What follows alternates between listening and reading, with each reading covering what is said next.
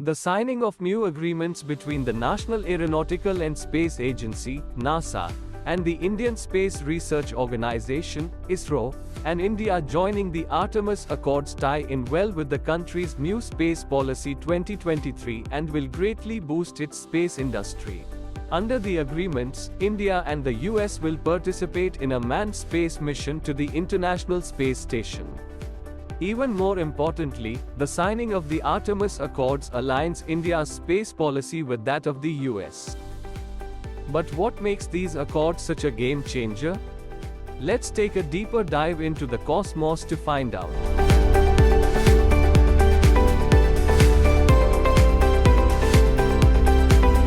The accords are bilateral, and India is the 27th nation to sign up. The US's contention is that the accords aren't in conflict with the Treaty of Outer Space, 1967 and the Registration Convention for Objects in Space, which was adopted in 1976. India is a signatory to both. The accords call for tighter registration of space objects, better debris handling, avoiding biological contamination, sharing scientific knowledge, and creating compatible standards between space agencies. They also touch on mining and exploration. The accords ask signatories to desist from destroying satellites and creating debris, or allowing rockets to fall uncontrolled back to Earth, as China did. China and Russia are not signatories. Countries that sign up may participate in NASA's Artemis mission, which plans several complex manned missions to the Moon and in orbit around it. Signatory nations become part of the aerospace supply chain and gain access to the science and technology that Artemis will develop. India's space policy, released a few months ago, also targets human spaceflight and a sustained presence in space.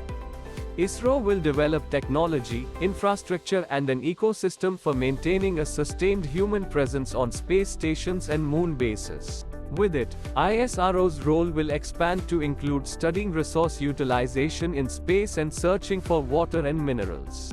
The space policy also aligns ISRO more closely with NASA in the way it cooperates with private entities. NASA releases data and licenses its multitude of patents.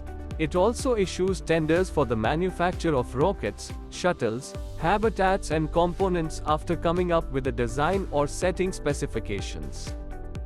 The Indian space policy delineates the roles of three key entities: ISRO, New Space India Limited, NSIL, and the Indian National Space Promotion and Authorization Centre, IN-SPACE. ISRO will focus on R&D. It will share technologies, products, processes and data from satellites, and set best practices for government companies and non-government entities, NGEs. The operations of ISRO's missions will be handled by NSIL, a public sector company that will interface with industry and commercialize ISRO technology. Manned missions are one of the many areas in which the partnership with NASA will give ISRO access to useful technologies. ISRO had scheduled a manned mission, Gaganyaan, which was supposed to orbit Earth. But the mission fell behind schedule because of the pandemic and the war in Ukraine. Initially, India was expecting to send cosmonauts for training to Russia, where Rakesh Sharma, the first Indian in space, trained before participating in a Soviet mission in 1984.